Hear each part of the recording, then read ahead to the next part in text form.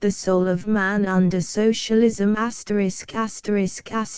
transcribed from the 1909 Arthur L. Humphreys edition by David Price. Email ccx074@pglaf.org. The Soul of Man, London, Arthur L. Humphreys, 1900. Second impression. The soul of man. The chief advantage that would result from the establishment of socialism is, undoubtedly, the fact that socialism would relieve us from that sordid necessity of living for others which, in the present condition of things, presses so hardly upon almost everybody.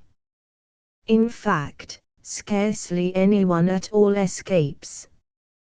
Now and then, in the course of the century, a great man of science, like Darwin, a great poet, like Keats, a fine critical spirit, like M. Renan, a supreme artist, like Flaubert, has been able to isolate himself, to keep himself out of reach of the clamorous claims of others, to stand under the shelter of the wall as Plato puts it, and so to realize the perfection of what was in him, to his own incomparable gain, and to the incomparable and lasting gain of the whole world. These, however, are exceptions. The majority of people spoil their lives by an unhealthy and exaggerated altruism, are forced, indeed, so to spoil them. They find themselves surrounded by hideous poverty, by hideous ugliness, by hideous starvation. It is inevitable that they should be strongly moved by all this. The emotions of man are stirred more quickly than man's intelligence, and, as I pointed out some time ago in an article on the function of criticism, it is much more easy to have sympathy with suffering than it is to have sympathy with thought. Accordingly, with admirable, though misdirected intentions, they very seriously and very sentimentally set themselves to the task of remedying the evils that they see. But their remedies do not cure the disease, they merely prolong it. Indeed, their remedies are part of the disease. They try to solve the problem of poverty, for instance, by keeping the poor alive, or, in the case of a very advanced school, by amusing the poor. But this is not a solution, it is an aggravation of the difficulty. The proper aim is to try and reconstruct society on such a basis that poverty will be impossible. And the altruistic virtues have really prevented the carrying out of this aim.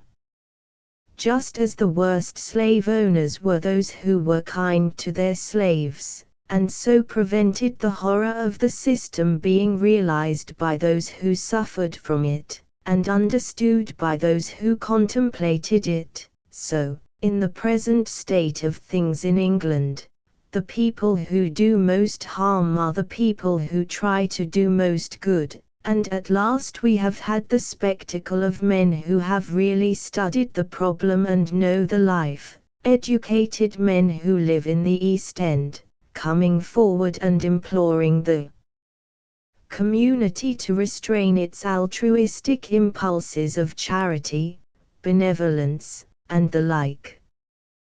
They do so on the ground that such charity degrades and demoralizes. They are perfectly right. Charity creates a multitude of sins. There is also this to be said. It is immoral to use private property in order to alleviate the horrible evils that result from the institution of private property. It is both immoral and unfair. Under socialism all this will, of course, be altered. There will be no people living in fetid dens and fetid rags, and bringing up unhealthy, hunger-pinched children in the midst of impossible and absolutely repulsive surroundings. The security of society will not depend, as it does now, on the state of the weather. If a frost comes, we shall not have 100,000 men out of work, tramping about the streets in a state of disgusting misery, or whining to their neighbors for alms, or crowding round the doors of loathsome shelters to try and secure a hunch of bread and a night's unclean lodging. Each member of the society will share in the general prosperity and happiness of the society, and if a frost comes, no one will practically be anything the worse. Upon the other hand, socialism itself will be of value simply because it will lead to individualism. Socialism, communism, or whatever one chooses to call it, by converting private property into public wealth, and substituting cooperation for competition, will restore society to its proper condition of a thoroughly healthy organism, and ensure the material well-being of each member of the community. It will, in fact, give life its proper basis and its proper environment. But for the full development of life to its highest mode of perfection, something more is needed. What is needed is individualism. If the socialism is authoritarian, if there are governments armed with economic power as they are now with political power, if, in a word, we are to have industrial tyrannies, then the last state of man will be worse than the first. At present, in consequence of the existence of private property, a great many people are enabled to develop a certain very limited amount of individualism. They are either under no necessity to work for their living, or are enabled to choose the sphere of activity that is really congenial to them, and gives them pleasure. These are the poets, the philosophers, the men of science, the men of culture, in a word, the real men, the men who have realized themselves, and in whom all humanity gains a partial realization. Upon the other hand, there are a great many people who, having no private property of their own, and being always on the brink of sheer starvation, are compelled to do the work of beasts of burden, to do work that is quite uncongenial to them, and to which they are forced by the peremptory, unreasonable, degrading tyranny of want. These are the poor, and amongst them there is no grace of manner, or charm of speech, or civilization, or culture, or refinement in pleasures, or joy of life. From their collective force humanity gains much in material prosperity. But it is only the material result that it gains, and the man who is poor is in himself absolutely of no importance. He is merely the infinitesimal atom of a force that, so far from regarding him, crushes him, indeed, prefers him crushed, as in that case he is far more obedient.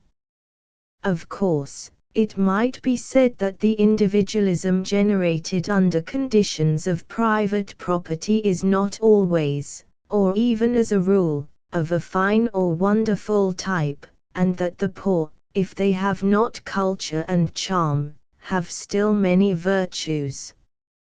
Both these statements would be quite true.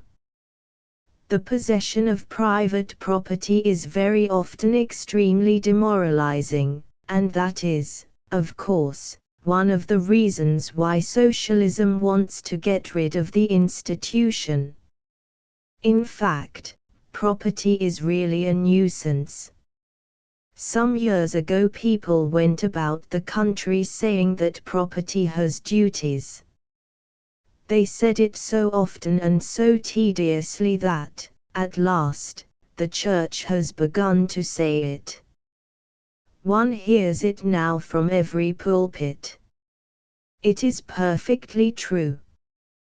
Property not merely has duties, but has so many duties that its possession to any large extent is a bore. It involves endless claims upon one, endless attention to business, endless bother. If property had simply pleasures, we could stand it, but its duties make it unbearable. In the interest of the rich we must get rid of it. The virtues of the poor may be readily admitted, and are much to be regretted. We are often told that the poor are grateful for charity. Some of them are, no doubt, but the best amongst the poor are never grateful. They are ungrateful, discontented, disobedient, and rebellious. They are quite right to be so. Charity they feel to be a ridiculously inadequate mode of partial restitution, or a sentimental dole, usually accompanied by some impertinent attempt on the part of the sentimentalist to tyrannize over their private lives. Why should they be grateful for the crumbs that fall from the rich man's table? They should be seated at the board, and are beginning to know it. As for being discontented, a man who would not be discontented with such surroundings and such a low mode of life would be a perfect brute. Disobedience, in the eyes of anyone who has read history, is man's original virtue. It is through disobedience that progress has been made, through disobedience and through rebellion. Sometimes the poor are praised for being thrifty. But to recommend thrift to the poor is both grotesque and insulting. It is like advising a man who is starving to eat less. For a town or country laborer to practice thrift would be absolutely immoral. Man should not be ready to show that he can live like a badly fed animal. He should decline to live like that, and should either steal or go on the rates, which is considered by many to be a form of stealing. As for begging, it is safer to beg than to take, but it is finer to take than to beg. No, a poor man who is ungrateful, unthrifty, discontented, and rebellious, is probably a real personality, and has much in him. He is at any rate a healthy protest. As for the virtuous poor, one can pity them, of course, but one cannot possibly admire them.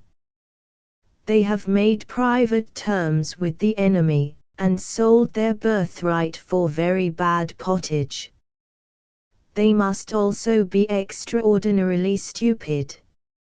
I can quite understand a man accepting laws that protect private property, and admit of its accumulation, as long as he himself is able under those conditions to realize some form of beautiful and intellectual life.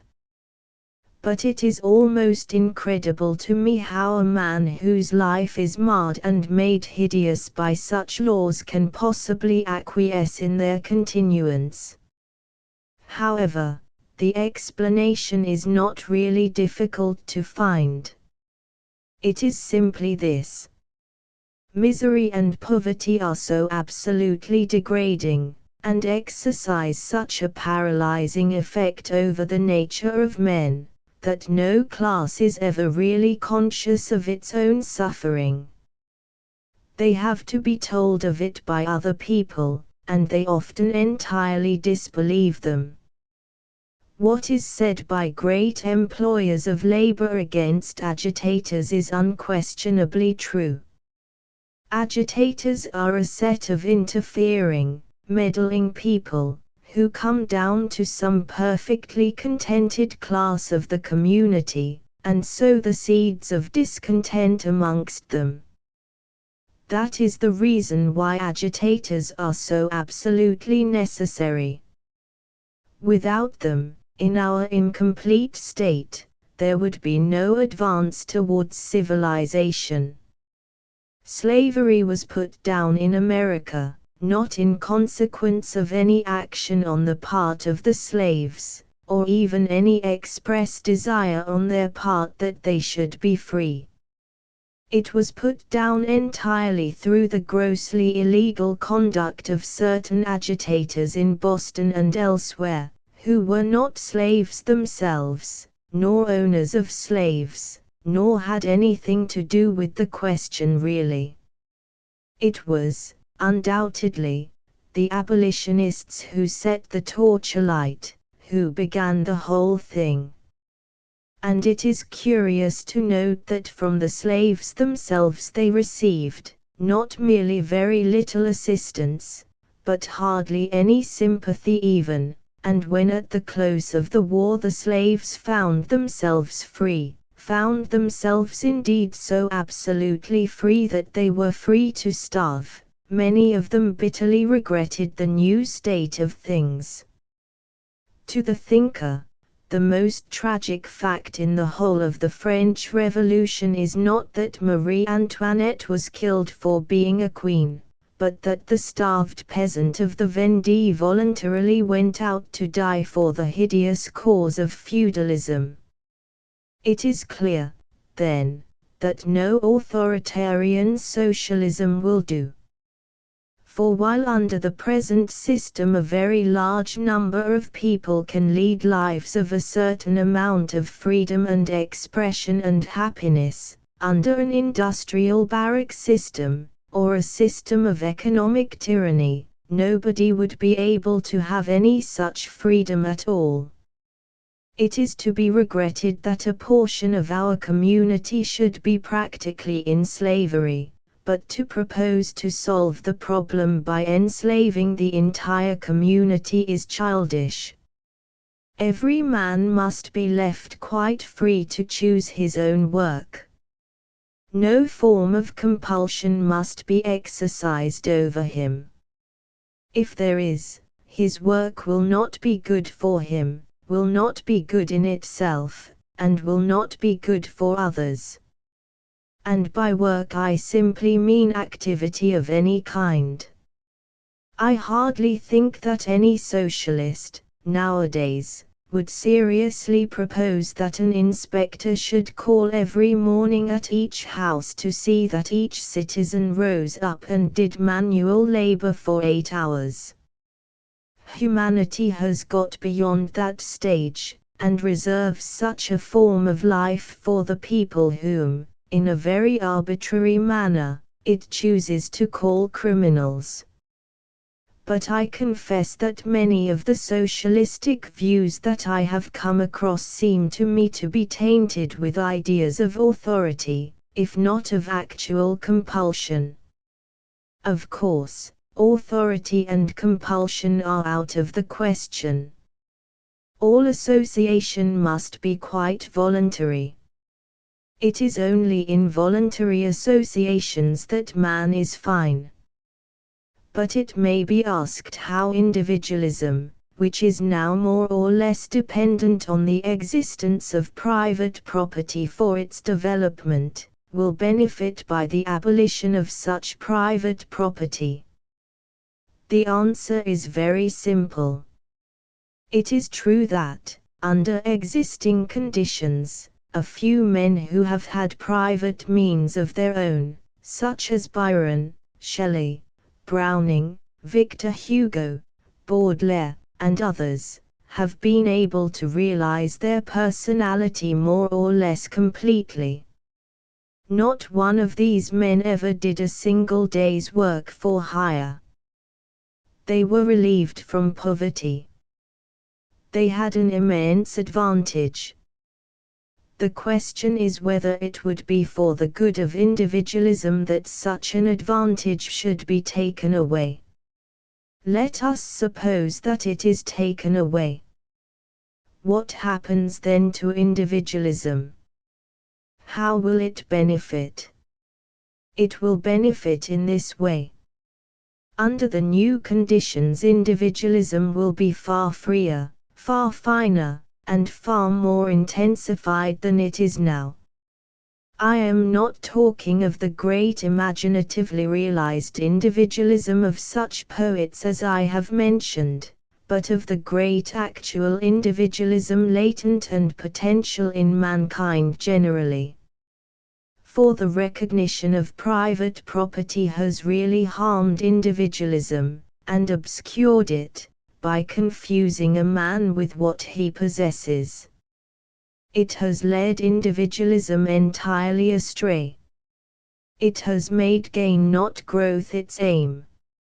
So that man thought that the important thing was to have, and did not know that the important thing is to be. The true perfection of man lies, not in what man has, but in what man is. Private property has crushed true individualism, and set up an individualism that is false.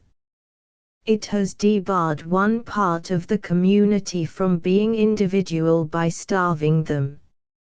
It has debarred the other part of the community from being individual by putting them on the wrong road, and encumbering them. Indeed, so completely has man's personality been absorbed by his possessions that the English law has always treated offences against a man's property with far more severity than offences against his person, and property is still the test of complete citizenship. The industry necessary for the making money is also very demoralizing.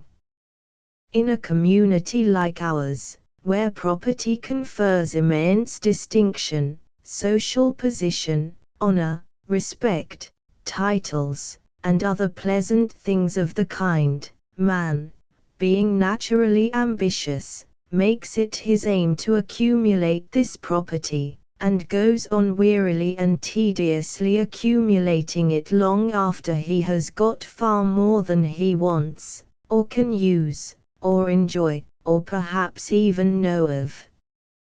Man will kill himself by overwork in order to secure property, and really, considering the enormous advantages that property brings, one is hardly surprised.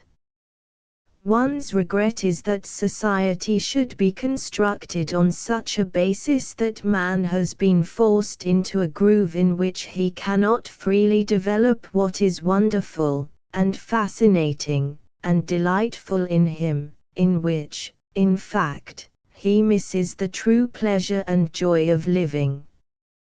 He is also, under existing conditions, very insecure.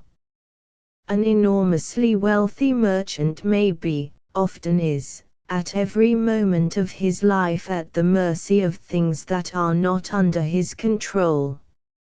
If the wind blows an extra point or so, or the weather suddenly changes, or some trivial thing happens, his ship may go down, his speculations may go wrong, and he finds himself a poor man, with his social position quite gone.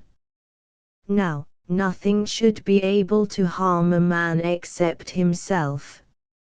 Nothing should be able to rob a man at all. What a man really has, is what is in him. What is outside of him should be a matter of no importance. With the abolition of private property, then, we shall have true, beautiful, healthy individualism.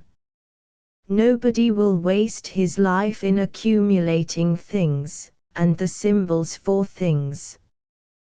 One will live. To live is the rarest thing in the world. Most people exist, that is all. It is a question whether we have ever seen the full expression of a personality, except on the imaginative plane of art. In action, we never have. Caesar, says Mommsen, was the complete and perfect man. But how tragically insecure was Caesar? Wherever there is a man who exercises authority, there is a man who resists authority. Caesar was very perfect, but his perfection traveled by too dangerous a road. Marcus Aurelius was the perfect man, says Renan. Yes, the great emperor was a perfect man. But how intolerable were the endless claims upon him. He staggered under the burden of the empire. He was conscious how inadequate one man was to bear the weight of that titan and too vast orb. What I mean by a perfect man is one who develops under perfect conditions, one who is not wounded, or worried or maimed, or in danger. Most personalities have been obliged to be rebels. Half their strength has been wasted in friction. Byron's personality, for instance, was terribly wasted in its battle with the stupidity, and hypocrisy, and Philistinism of the English. Such battles do not always intensify strength, they often exaggerate weakness. Byron was never able to give us what he might have given us. Shelley escaped better. Like Byron, he got out of England as soon as possible. But he was not so well known. If the English had had any idea of what a great poet he really was, they would have fallen on him with tooth and nail, and made his life as unbearable to him as they possibly could. But he was not a remarkable figure in society, and consequently he escaped, to a certain degree. Still, even in Shelley the note of rebellion is sometimes too strong. The note of the perfect personality is not rebellion, but peace. It will be a marvelous thing, the true personality of man, when we see it. It will grow naturally and simply, flower-like, or as a tree grows. It will not be at discord. It will never argue or dispute. It will not prove things. It will know everything. And yet it will not busy itself about knowledge. It will have wisdom. Its value will not be measured by material things. It will have nothing. And yet it will have everything, and whatever one takes from it, it will still have, so rich will it be. It will not be always meddling with others, or asking them to be like itself. It will love them because they will be different. And yet while it will not meddle with others, it will help all, as a beautiful thing helps us, by being what it is. The personality of man will be very wonderful. It will be as wonderful as the personality of a child. In its development it will be assisted by Christianity, if men desire that, but if men do not desire that, it will develop none the less surely. For it will not worry itself about the past, nor care whether things happened or did not happen. Nor will it admit any laws but its own laws, nor any authority but its own authority. Yet it will love those who sought to intensify it, and speak often of them. And of these Christ was one. Know thyself was written over the portal of the antique world. Over the portal of the new world, be thyself shall be written. And the message of Christ to man was simply be thyself. That is the secret of Christ. When Jesus talks about the poor, he simply means personalities, just as when he talks about the rich, he simply means people who have not developed their personalities.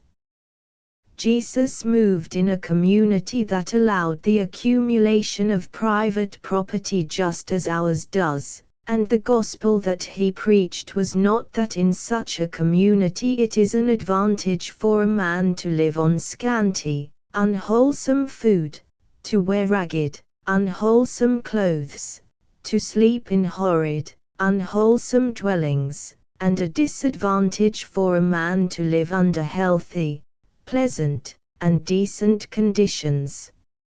Such a view would have been wrong there and then, and would, of course, be still more wrong now and in England, for as man moves northward the material necessities of life become of more vital importance, and our society is infinitely more complex, and displays far greater extremes of luxury and pauperism than any society of the antique world.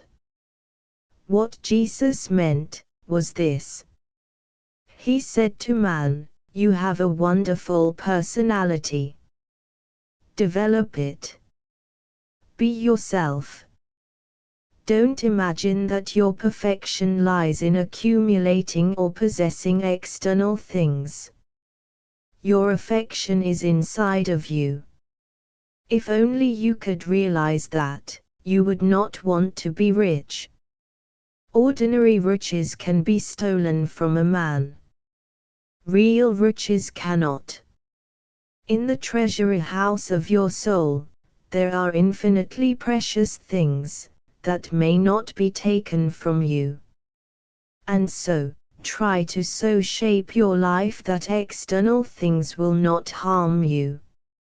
And try also to get rid of personal property. It involves sordid preoccupation, endless industry, continual wrong. Personal property hinders individualism at every step. It is to be noted that Jesus never says that impoverished people are necessarily good, or wealthy people necessarily bad.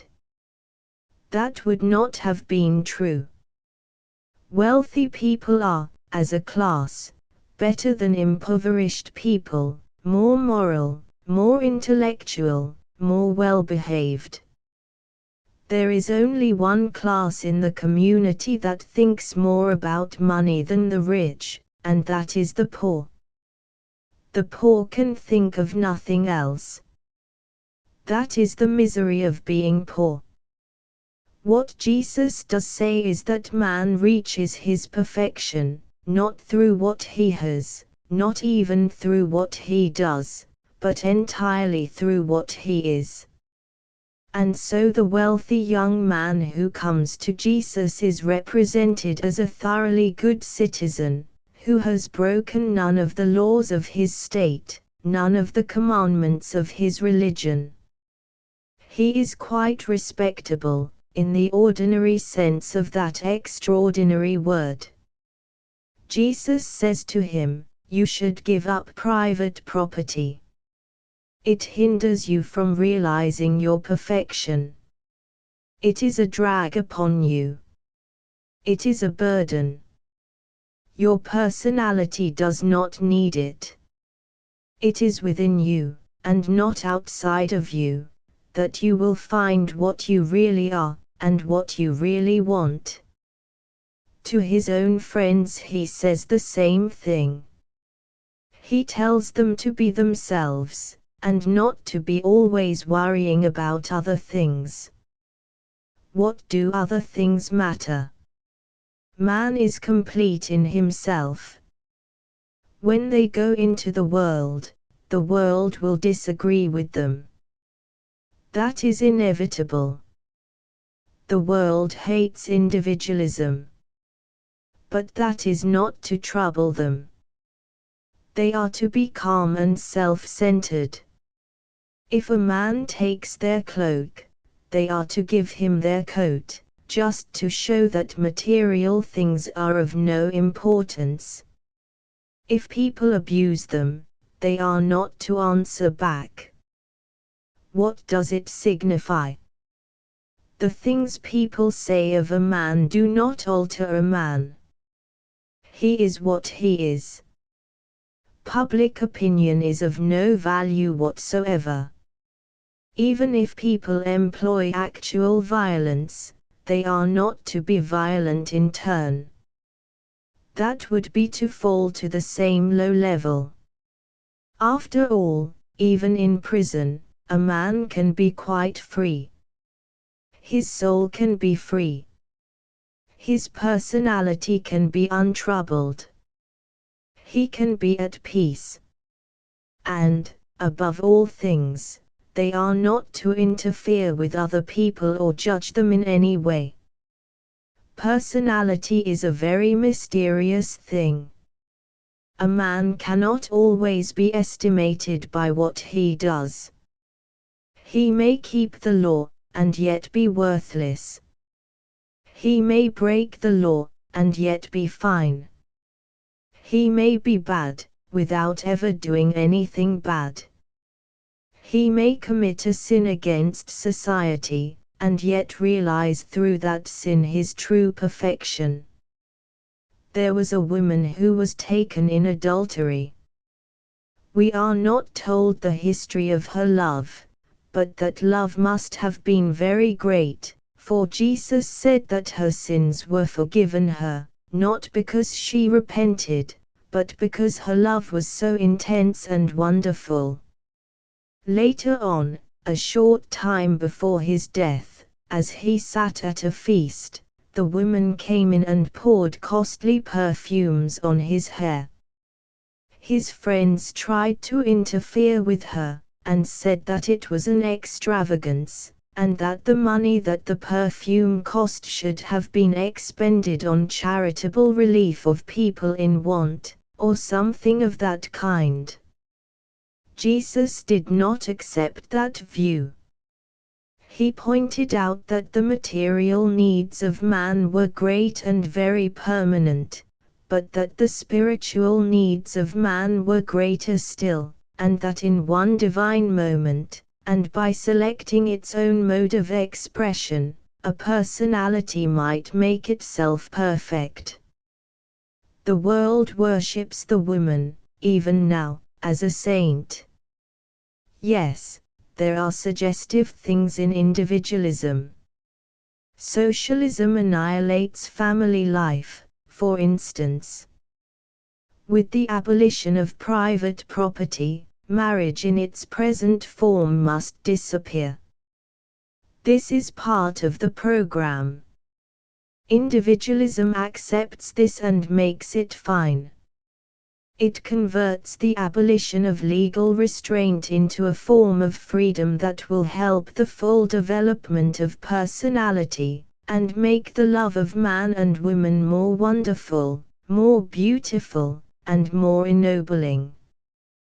Jesus knew this. He rejected the claims of family life, although they existed in his day and community in a very marked form. "Who is my mother? Who are my brothers?" he said, when he was told that they wished to speak to him. When one of his followers asked leave to go and bury his father, "Let the dead bury the dead," was his terrible answer. He would allow no claim whatsoever to be made on personality. And so he who would lead a Christ-like life is he who is perfectly and absolutely himself. He may be a great poet, or a great man of science, or a young student at a university, or one who watches sheep upon a moor, or a maker of dramas, like Shakespeare, or a thinker about God, like Spinoza, or a child who plays in a garden, or a fisherman who throws his net into the sea. It does not matter what he is, as long as he realizes the perfection of the soul that is within him. All imitation in morals and in life is wrong. Through the streets of Jerusalem at the present day crawls one who is mad and carries a wooden cross on his shoulders. He is a symbol of the lives that are marred by imitation. Father Damien was Christ-like when he went out to live with the lepers, because in such service he realized fully what was best in him.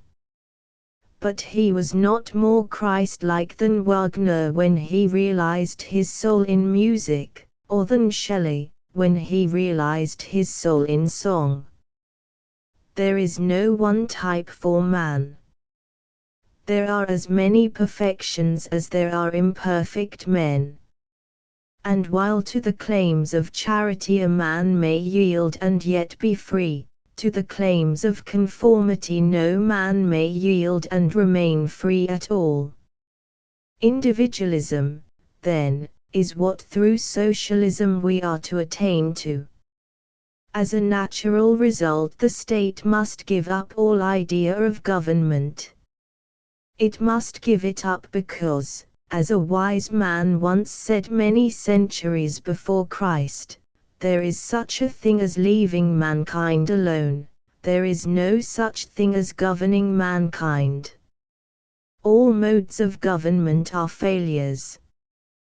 Despotism is unjust to everybody, including the despot, who was probably made for better things. Oligarchies are unjust to the many, and autocracies are unjust to the few. High hopes were once formed of democracy, but democracy means simply the bludgeoning of the people by the people for the people. It has been found out. I must say that it was high time, for all authority is quite degrading. It degrades those who exercise it, and degrades those over whom it is exercised. When it is violently, grossly, and cruelly used, it produces a good effect, by creating, or at any rate bringing out, the spirit of revolt and individualism that is to kill it. When it is used with a certain amount of kindness, and accompanied by prizes and rewards, it is dreadfully demoralizing. People, in that case, are less conscious of the horrible pressure that is being put on them, and so go through their lives in a sort of coarse comfort, like petted animals, without ever realizing that they are probably thinking other people's thoughts, living by other people's standards, wearing practically what one may call other people's second-hand clothes, and never being themselves for a single moment. He who would be free, says a fine thinker, must not conform. And authority, by bribing people to conform, produces a very gross kind of overfed barbarism amongst us. With authority, punishment will pass away. This will be a great gain, a gain, in fact, of incalculable value.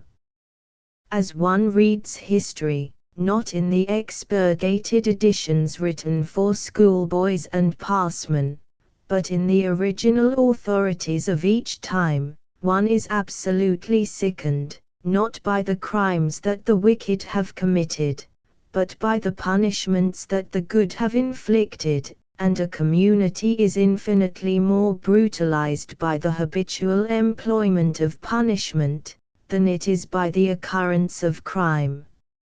It obviously follows that the more punishment is inflicted, the more crime is produced, and most modern legislation has clearly recognized this, and has made it its task to diminish punishment as far as it thinks it can. Wherever it has really diminished it, the results have always been extremely good. The less punishment, the less crime. When there is no punishment at all, crime will either cease to exist, or, if it occurs, will be treated by physicians as a very distressing form of dementia, to be cured by care and kindness. For what are called criminals nowadays are not criminals at all. Starvation, and not sin, is the parent of modern crime. That indeed is the reason why our criminals are, as a class, so absolutely uninteresting from any psychological point of view. They are not marvelous Macbeths and terrible Vautrins. They are merely what ordinary, respectable, commonplace people would be if they had not got enough to eat. When private property is abolished, there will be no necessity for crime, no demand for it, it will cease to exist. Of course, all crimes are not crimes against property, though such are the crimes that the English law, valuing what a man has more than what a man is, punishes with the harshest and most horrible severity, if we accept the crime of murder, and regard death as worse than penal servitude, a point on which our criminals, I believe, disagree. But though a crime may not be against property, it may spring from the misery and rage and depression produced by our wrong system of property holding, and so, when that system is abolished, will disappear.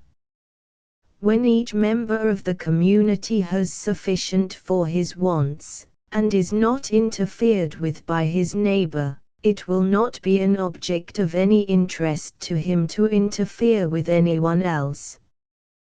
Jealousy, which is an extraordinary source of crime in modern life, is an emotion closely bound up with our conceptions of property, and under socialism and individualism will die out. It is remarkable that in communistic tribes jealousy is entirely unknown. Now, as the state is not to govern, it may be asked what the state is to do. The state is to be a voluntary association that will organize labor, and be the manufacturer and distributor of necessary commodities. The state is to make what is useful. The individual is to make what is beautiful. And as I have mentioned the word labor, I cannot help saying that a great deal of nonsense is being written and talked nowadays about the dignity of manual labor. There is nothing necessarily dignified about manual labor at all, and most of it is absolutely degrading. It is mentally and morally injurious to man to do anything in which he does not find pleasure, and many forms of labor are quite pleasureless activities, and should be regarded as such. To sweep a slushy crossing for 8 hours, on a day when the east wind is blowing, is a disgusting occupation. To sweep it with mental, moral, or physical dignity seems to me to be impossible. To sweep it with joy would be appalling. Man is made for something better than disturbing dirt. All work of that kind should be done by a machine. And I have no doubt that it will be so. Up to the present, man has been, to a certain extent, the slave of machinery. And there is something tragic in the fact that as soon as man had invented a machine to do his work, he began to starve. This, however, is, of course, the result of our property system and our system of competition. One man owns a machine which does the work of 500 men.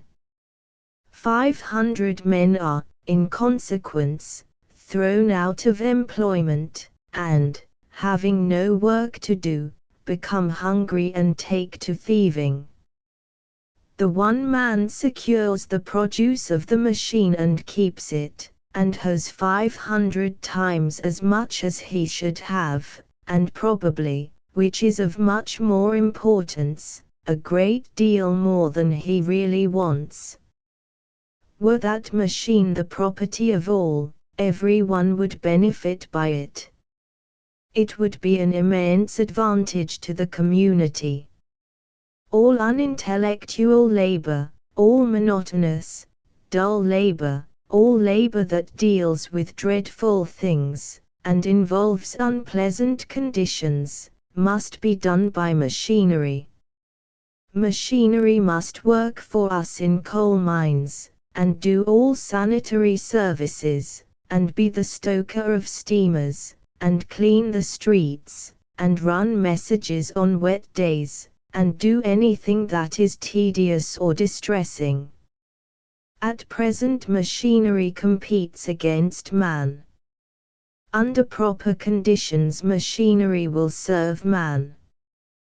There is no doubt at all that this is the future of machinery. And just as trees grow while the country gentleman is asleep, so while humanity will be amusing itself, or enjoying cultivated leisure, which, and not labor, is the aim of man, or making beautiful things, or reading beautiful things, or simply contemplating the world with admiration and delight, machinery will be doing all the necessary and unpleasant work. The fact is, that civilization requires slaves. The Greeks were quite right there. Unless there are slaves to do the ugly, horrible, uninteresting work, culture and contemplation become almost impossible. Human slavery is wrong, insecure, and demoralizing. On mechanical slavery, on the slavery of the machine, the future of the world depends. And when scientific men are no longer called upon to go down to a depressing East End and distribute bad cocoa and worse blankets to starving people, they will have delightful leisure in which to devise wonderful and marvelous things for their own joy and the joy of everyone else. There will be great storages of force for every city, and for every house if required, and this force man will convert into heat, light, or motion, according to his needs. Is this utopian? A map of the world that does not include utopia is not worth even glancing at, for it leaves out the one country at which humanity is always landing. And when humanity lands there, it looks out, and, seeing a better country, sets sail. Progress is the realization of utopias. Now, I have said that the community by means of organization of machinery will supply the useful things, and that the beautiful things will be made by the individual. This is not merely necessary, but it is the only possible way by which we can get either the one or the other. An individual who has to make things for the use of others, and with reference to their wants and their wishes, does not work with interest, and consequently cannot put into his work what is best in him. Upon the other hand, whenever a community or a powerful section of a community, or a government of any kind, attempts to dictate to the artist what he is to do, art either entirely vanishes, or becomes stereotyped, or degenerates into a low and ignoble form of craft. A work of art is the unique result of a unique temperament. Its beauty comes from the fact that the author is what he is. It has nothing to do with the fact that other people want what they want.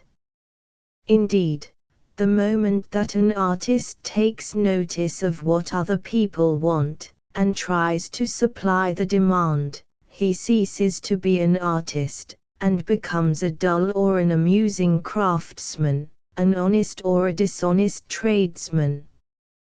he has no further claim to be considered as an artist. Art is the most intense mode of individualism that the world has known. I am inclined to say that it is the only real mode of individualism that the world has known. Crime, which, under certain conditions, may seem to have created individualism, must take cognizance of other people and interfere with them. It belongs to the sphere of action. But alone, without any reference to his neighbors, without any interference, the artist can fashion a beautiful thing, and if he does not do it solely for his own pleasure, he is not an artist at all. And it is to be noted that it is the fact that art is this intense form of individualism that makes the public try to exercise over it in an authority that is as immoral as it is ridiculous, and as corrupting as it is contemptible. It is not quite their fault. The public has always, and in every age, been badly brought up. They are continually asking art to be popular, to please their want of taste, to flatter their absurd vanity, to tell them what they have been told before, to show them what they ought to be tired of seeing, to amuse them when they feel heavy after eating too much, and to distract their thoughts when they are wearied of their own stupidity. Now art should never try to be popular. The public should try to make itself artistic. There is a very wide difference. If a man of science were told that the results of his experiments, and the conclusions that he arrived at, should be of such a character that they would not upset the received popular notions on the subject, or disturb popular prejudice, or hurt the sensibilities of people who knew nothing about science, if a philosopher were told that he had a perfect right to speculate in the highest spheres of thought, provided that he arrived at the same conclusions as were held by those who had never thought in any sphere at all, well, nowadays the man of science and the philosopher would be considerably amused. Yet it is really a very few years since both philosophy and science were subjected to brutal popular control, to authority in fact, the authority of either the general ignorance of the community, or the terror and greed for power of an ecclesiastical or governmental class. Of course, we have to a very great extent got rid of any attempt on the part of the community, or the church, or the government, to interfere with the individualism of speculative thought, but the attempt to interfere with the individualism of imaginative art still lingers. In fact, it does more than linger, it is aggressive, offensive, and brutalizing. In England, the arts that have escaped best are the arts in which the public take no interest. Poetry is an instance of what I mean. We have been able to have fine poetry in England because the public do not read it, and consequently do not influence it. The public like to insult poets because they are individual. But once they have insulted them, they leave them alone. In the case of the novel and the drama, arts in which the public do take an interest, the result of the exercise of popular authority has been absolutely ridiculous. No country produces such badly written fiction, such tedious, common work in the novel form, such silly, vulgar plays as England. It must necessarily be so. The popular standard is of such a character that no artist can get to it. It is at once too easy and too difficult to be a popular novelist. It is too easy, because the requirements of the public as far as plot, style, psychology, treatment of life, and treatment of literature are concerned are within the reach of the very meanest capacity and the most uncultivated mind. It is too difficult, because to meet such requirements the artist would have to do violence to his temperament, would have to write not for the artistic joy of writing, but for the amusement of half-educated people, and so would have to suppress his individualism, forget his culture, annihilate his style, and surrender everything that is valuable in him. In the case of the drama, things are a little better. The theatre-going public like the obvious, it is true, but they do not like the tedious, and burlesque and farcical comedy, the two most popular forms, are distinct forms of art. Delightful work may be produced under burlesque and farcical conditions, and in work of this kind the artist in England is allowed very great freedom. It is when one comes to the higher forms of the drama that the result of popular control is seen. The one thing that the public dislike is novelty. Any attempt to extend the subject matter of art is extremely distasteful to the public, and yet the vitality and progress of art depend in a large measure on the continual extension of subject matter. The public dislike novelty because they are afraid of it. It represents to them a mode of individualism, an assertion on the part of the artist that he selects his own subject, and treats it as he chooses. The public are quite right in their attitude. Art is individualism, and individualism is a disturbing and disintegrating force. Therein lies its immense value. For what it seeks to disturb is monotony of type, slavery of custom, tyranny of habit, and the reduction of man to the level of a machine. In art, the public accept what has been, because they cannot alter it, not because they appreciate it. They swallow their classics whole, and never taste them. They endure them as the inevitable, and as they cannot mar them, they mouth about them. Strangely enough, or not strangely, according to one's own views, this acceptance of the classics does a great deal of harm. The uncritical admiration of the Bible and Shakespeare in England is an instance of what I mean. With regard to the Bible, considerations of ecclesiastical authority enter into the matter, so that I need not dwell upon the point.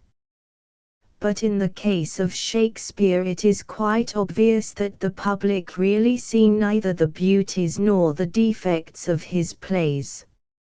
If they saw the beauties, they would not object to the development of the drama, and if they saw the defects, they would not object to the development of the drama either. The fact is, the public make use of the classics of a country as a means of checking the progress of art. They degrade the classics into authorities. They use them as bludgeons for preventing the free expression of beauty in new forms. They are always asking a writer why he does not write like somebody else, or a painter why he does not paint like somebody else, quite oblivious of the fact that if either of them did anything of the kind he would cease to be an artist. A fresh mode of beauty is absolutely distasteful to them, and whenever it appears they get so angry and bewildered that they always use two stupid expressions. One is that the work of art is grossly unintelligible, the other, that the work of art is grossly immoral. What they mean by these words seems to me to be this. When they say a work is grossly unintelligible, they mean that the artist has said or made a beautiful thing that is new. When they describe a work as grossly immoral, they mean that the artist has said or made a beautiful thing that is true. The former expression has reference to style, the latter to subject matter. But they probably use the words very vaguely, as an ordinary mob will use ready-made paving stones. There is not a single real poet or prose writer of this century, for instance, on whom the British public have not solemnly conferred diplomas of immorality, and these diplomas practically take the place, with us, of what in France is the formal recognition of an Academy of Letters, and fortunately make the establishment of such an institution quite unnecessary in England. Of course, the public are very reckless in their use of the word. That they should have called Wordsworth an immoral poet was only to be expected. Wordsworth was a poet. But that they should have called Charles Kingsley an immoral novelist is extraordinary. Kingsley's prose was not of a very fine quality. Still, there is the word, and they use it as best they can. An artist is, of course, not disturbed by it. The true artist is a man who believes absolutely in himself, because he is absolutely himself. But I can fancy that if an artist produced a work of art in England that immediately on its appearance was recognized by the public, through their medium, which is the public press, as a work that was quite intelligible and highly moral, he would begin to seriously question whether in its creation he had really been himself at all, and consequently whether the work was not quite unworthy of him, and either of a thoroughly second-rate order, or of no artistic value whatsoever. Perhaps, however, I have wronged the public in limiting them to such words as immoral, unintelligible, exotic, and unhealthy. There is one other word that they use. That word is morbid. They do not use it often. The meaning of the word is so simple that they are afraid of using it. Still, they use it sometimes, and, now and then, one comes across it in popular newspapers. It is, of course, a ridiculous word to apply to a work of art. For what is morbidity but a mood of emotion or a mode of thought that one cannot express? The public are all morbid, because the public can never find expression for anything. The artist is never morbid. He expresses everything. He stands outside his subject, and through its medium produces incomparable and artistic effects. To call an artist morbid because he deals with morbidity as his subject matter is as silly as if one called Shakespeare mad because he wrote King Lear. On the whole, an artist in England gains something by being attacked. His individuality is intensified. He becomes more completely himself. Of course, the attacks are very gross, very impertinent, and very contemptible. But then no artist expects grace from the vulgar mind, or style from the suburban intellect. Vulgarity and stupidity are two very vivid facts in modern life. One regrets them, naturally. But there they are. They are subjects for study, like everything else. And it is only fair to state, with regard to modern journalists, that they always apologize to one in private for what they have written against one in public. Within the last few years, 2 other adjectives, it may be mentioned, have been added to the very limited vocabulary of art abuse that is at the disposal of the public.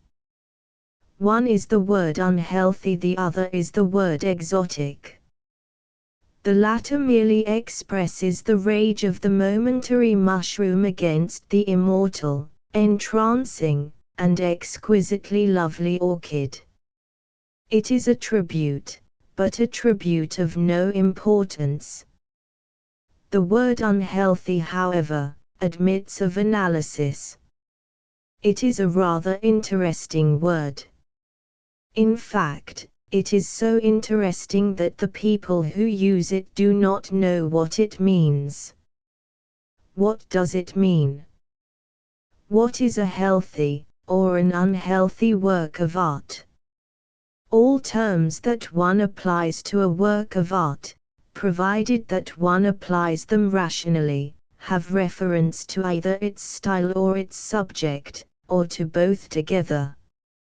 From the point of view of style, a healthy work of art is one whose style recognizes the beauty of the material it employs, be that material one of words or of bronze, of color or of ivory, and uses that beauty as a factor in producing the aesthetic effect.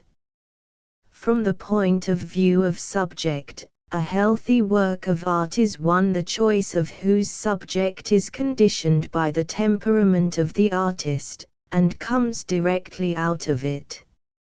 In fine, a healthy work of art is one that has both perfection and personality. Of course, form and substance cannot be separated in a work of art, they are always one. But for purposes of analysis, and setting the wholeness of aesthetic impression aside for a moment, we can intellectually so separate them. An unhealthy work of art, on the other hand, is a work whose style is obvious, old-fashioned, and common, and whose subject is deliberately chosen, not because the artist has any pleasure in it, but because he thinks that the public will pay him for it.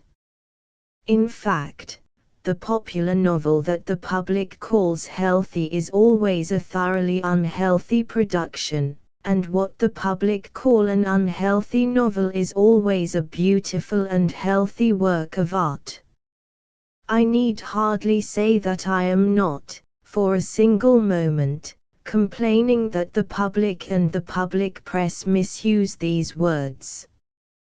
I do not see how, with their lack of comprehension of what art is, they could possibly use them in the proper sense. I am merely pointing out the misuse, and as for the origin of the misuse and the meaning that lies behind it all, the explanation is very simple. It comes from the barbarous conception of authority. It comes from the natural inability of a community corrupted by authority to understand or appreciate individualism. In a word, it comes from that monstrous and ignorant thing that is called public opinion, which, bad and well-meaning as it is when it tries to control action, is infamous and of evil meaning when it tries to control thought or art. Indeed, there is much more to be said in favor of the physical force of the public than there is in favor of the public's opinion. The former may be fine. The latter must be foolish. It is often said that force is no argument. That, however, entirely depends on what one wants to prove. Many of the most important problems of the last few centuries, such as the continuance of personal government in England, or of feudalism in France, have been solved entirely by means of physical force. The very violence of a revolution may make the public grand and splendid for a moment. It was a fatal day when the public discovered that the pen is mightier than the paving stone, and can be made as offensive as the brickbat. They at once sought for the journalist, found him, developed him, and made him their industrious and well-paid servant. It is greatly to be regretted, for both their sakes. Behind the barricade there may be much that is noble and heroic. But what is there behind the leading article but prejudice, stupidity, cant, and twaddle? And when these four are joined together they make a terrible force, and constitute the new authority. In old days men had the rack. Now they have the press.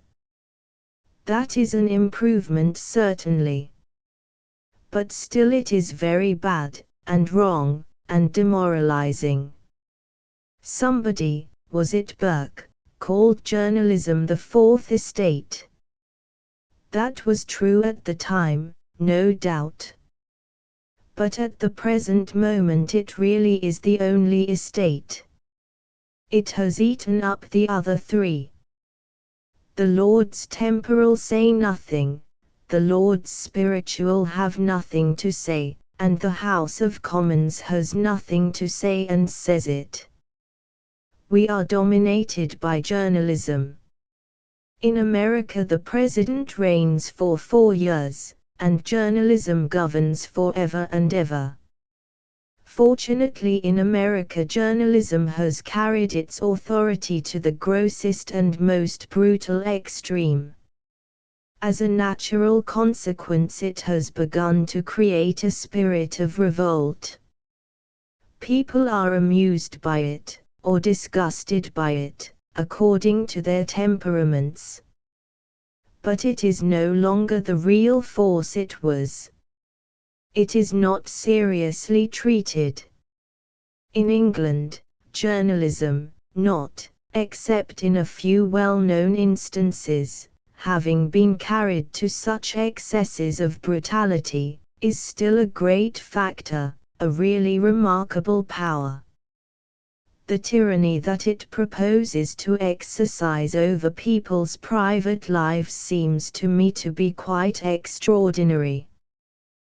The fact is, that the public have an insatiable curiosity to know everything, except what is worth knowing. Journalism, conscious of this, and having tradesman-like habits, supplies their demands. In centuries before ours the public nailed the ears of journalists to the pump. That was quite hideous. In this century journalists have nailed their own ears to the keyhole. That is much worse. And what aggravates the mischief is that the journalists who are most to blame are not the amusing journalists who write for what are called society papers. The harm is done by the serious, thoughtful, earnest journalists, who solemnly, as they are doing at present, will drag before the eyes of the public some incident in the private life of a great statesman, of a man who is a leader of political thought as he is a creator of political force, and invite the public to discuss the incident, to exercise authority in the matter, to give their views, and not merely to give their views, but to carry them into action, to dictate to the man upon all other points, to dictate to his party, to dictate to his country, in fact, to make themselves ridiculous, offensive, and harmful. The private lives of men and women should not be told to the public. The public have nothing to do with them at all. In France they manage these things better. There they do not allow the details of the trials that take place in the divorce courts to be published for the amusement or criticism of the public. All that the public are allowed to know is that the divorce has taken place and was granted on petition of one or other or both of the married parties concerned. In France, in fact, they limit the journalist, and allow the artist almost perfect freedom. Here we allow absolute freedom to the journalist, and entirely limit the artist. English public opinion, that is to say, tries to constrain and impede and warp the man who makes things that are beautiful in effect, and compels the journalist to retail things that are ugly, or disgusting, or revolting in fact, so that we have the most serious journalists in the world, and the most indecent newspapers. It is no exaggeration to talk of compulsion. There are possibly some journalists who take a real pleasure in publishing horrible things, or who, being poor, look to scandals as forming a sort of permanent basis for an income.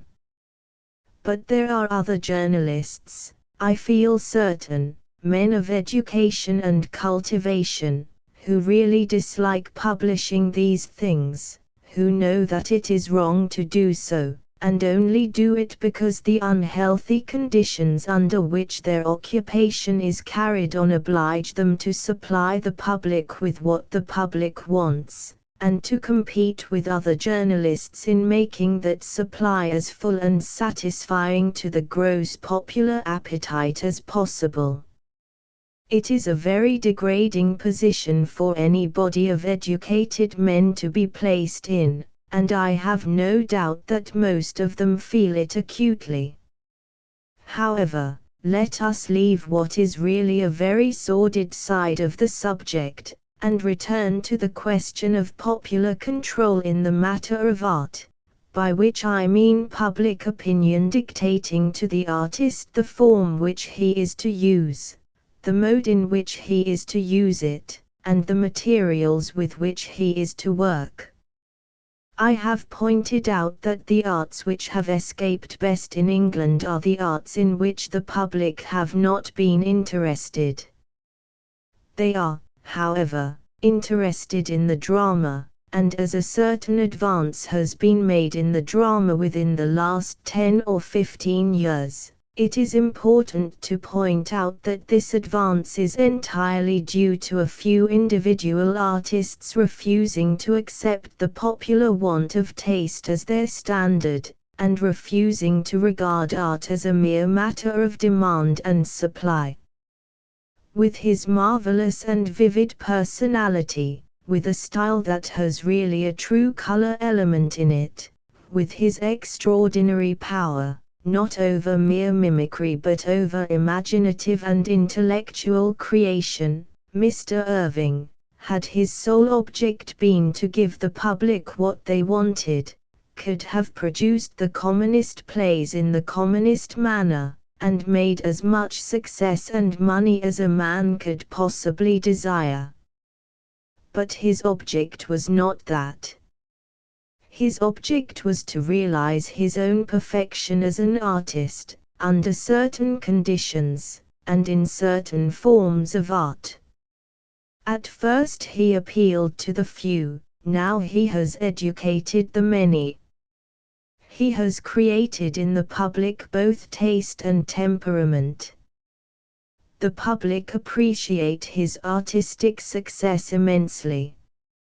I often wonder, however, whether the public understand that success is entirely due to the fact that he did not accept their standard, but realized his own. With their standard the Lyceum would have been a sort of second-rate booth, as some of the popular theatres in London are at present.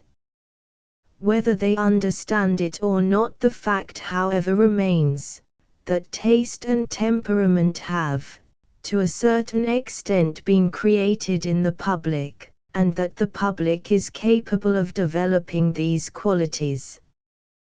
The problem then is, why do not the public become more civilized? They have the capacity. What stops them? The thing that stops them, it must be said again, is their desire to exercise authority over the artist and over works of art. To certain theatres, such as the Lyceum and the Haymarket, the public seem to come in a proper mood. In both of these theatres there have been individual artists, who have succeeded in creating in their audiences, and every theatre in London has its own audience, the temperament to which art appeals. And what is that temperament? It is the temperament of receptivity. That is all. If a man approaches a work of art with any desire to exercise authority over it and the artist, he approaches it in such a spirit that he cannot receive any artistic impression from it at all. The work of art is to dominate the spectator is not to dominate the work of art. The spectator is to be receptive. He is to be the violin on which the master is to play. And the more completely he can suppress his own silly views, his own foolish prejudices, his own absurd ideas of what art should be, or should not be, the more likely he is to understand and appreciate the work of art in question. This is, of course, quite obvious in the case of the vulgar theatre-going public of English men and women. But it is equally true of what are called educated people. For an educated person's ideas of art are drawn naturally from what art has been, whereas the new work of art is beautiful by being what art has never been, and to measure it by the standard of the past is to measure it by a standard on the rejection of which its real perfection depends. A temperament capable of receiving, through an imaginative medium, and under imaginative conditions, new and beautiful impressions, is the only temperament that can appreciate a work of art. And true as this is in the case of the appreciation of sculpture and painting, it is still more true of the appreciation of such arts as the drama. For a picture and a statue are not at war with time. They take no count of its succession. In one moment their unity may be apprehended. In the case of literature it is different. Time must be traversed before the unity of effect is realized. And so, in the drama, there may occur in the first act of the play something whose real artistic value may not be evident to the spectator till the third or fourth act is reached.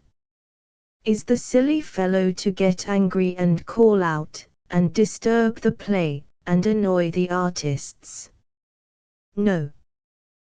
The honest man is to sit quietly, and know the delightful emotions of wonder, curiosity, and suspense. He is not to go to the play to lose a vulgar temper. He is to go to the play to realize an artistic temperament. He is to go to the play to gain an artistic temperament. He is not the arbiter of the work of art. He is one who is admitted to contemplate the work of art, and, if the work be fine, to forget in its contemplation and the egotism that mars him, the egotism of his ignorance, or the egotism of his information. This point about the drama is hardly, I think, sufficiently recognized. I can quite understand that were Macbeth produced for the first time before a modern London audience, many of the people present would strongly and vigorously object to the introduction of the witches in the first act, with their grotesque phrases and their ridiculous words. But when the play is over, one realizes that the laughter of the witches in Macbeth is as terrible as the laughter of madness in Lear, more terrible than the laughter of Iago in the tragedy of the Moor. No spectator of art needs a more perfect mood of receptivity than the spectator of a play. The moment he seeks to exercise authority, he becomes the avowed enemy of art and of himself.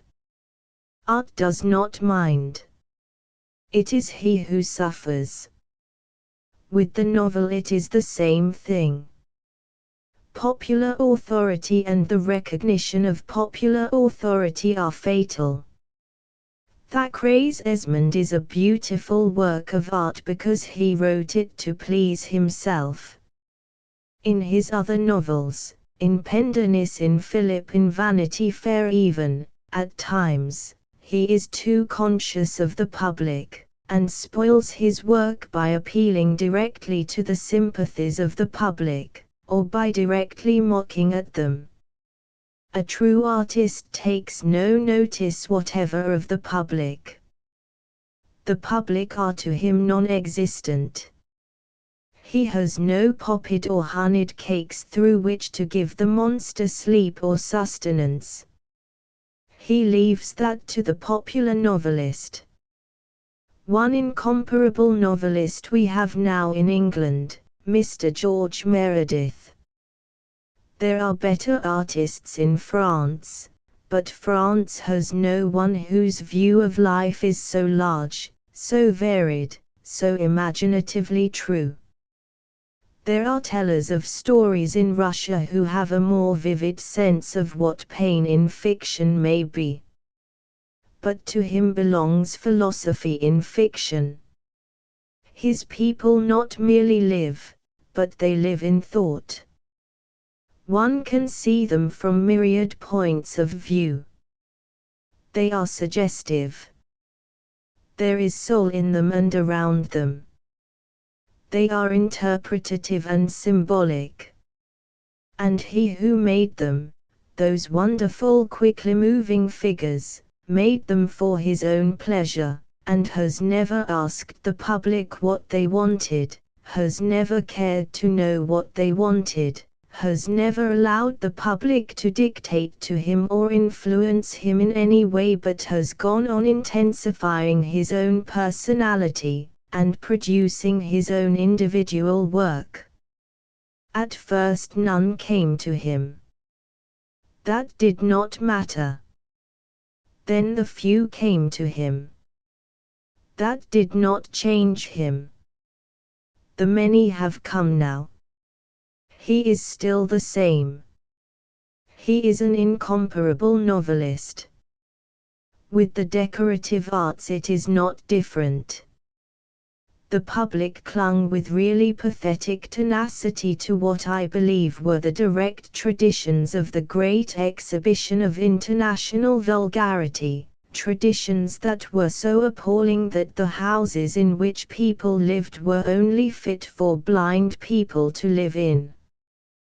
Beautiful things began to be made, beautiful colors came from the dyer's hand, beautiful patterns from the artist's brain, and the use of beautiful things and their value and importance were set forth. The public were really very indignant. They lost their temper. They said silly things. No one minded. No one was a whit the worse. No one accepted the authority of public opinion. And now it is almost impossible to enter any modern house without seeing some recognition of good taste, some recognition of the value of lovely surroundings, some sign of appreciation of beauty. In fact, people's houses are, as a rule, quite charming nowadays. People have been to a very great extent civilized. It is only fair to state, however, that the extraordinary success of the revolution in house decoration and furniture and the like has not really been due to the majority of the public developing a very fine taste in such matters. It has been chiefly due to the fact that the craftsmen of things so appreciated the pleasure of making what was beautiful, and woke to such a vivid consciousness of the hideousness and vulgarity of what the public had previously wanted, that they simply starved the public out. It would be quite impossible at the present moment to furnish a room as rooms were furnished a few years ago, without going for everything to an auction of second-hand furniture from some third-rate lodging house. The things are no longer made. However they may object to it, people must nowadays have something charming in their surroundings. Fortunately for them, their assumption of authority in these art matters came to entire grief. It is evident, then, that all authority in such things is bad. People sometimes inquire what form of government is most suitable for an artist to live under. To this question there is only one answer.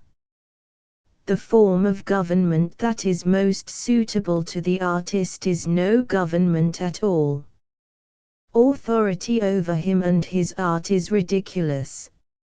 It has been stated that under despotisms artists have produced lovely work. This is not quite so.